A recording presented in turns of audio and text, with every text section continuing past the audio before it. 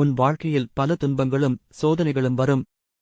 சில நேரங்களில் உன்னை நீயே இழந்தது போல கூட தோன்றலாம்.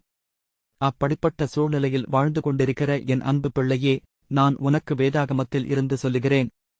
சங்கீதம் 119 அதிகாரம் 49 மற்றும் 50 வசனம் இப்படியாக சொல்லுகிறது: நீர் என்னை நம்பப் பண்ணின வசனத்தை உமது அடியேனுக்காக நினைத்தருளும். அதுவே என் சிறுமையில் எனக்கு ஆறுதல். உம்முடைய வாக்கு என்னை உயிர்ப்பித்தது. உன் துன்ப நேரங்களில் கர்த்தராகிய நான் உனக்கு கொடுத்த வாக்குத்தத்தங்களை எல்லாம் நினைவுகூறு. அந்த வாக்குகள், நான் உன்னோடு கூட இருக்கிறேன், நான் உன்னை விட்டு விலக மாட்டேன், உன்னை கைவிட மாட்டேன் என்று உன்னை தெரியப்படுத்தும். நீ சோர்ந்து போகிற நேரங்களில் என்னுடைய வார்த்தை உன்னை உயிர் பெற செய்யும். அதுதான் உனக்கு ஆறுதலாக இருக்கும்.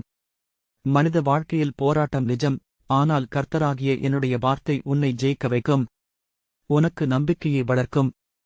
யார் உன்னை விட்டு விலகினாலும் என் வார்த்தை உன்னை அணைத்துக் கொள்வது நிச்சயம். ஆகவே என் அன்பு மகனே, மகளே, என் வார்த்தையை நம்பி விசுவாசத்தோடு தினமும் அறிக்கை செய்.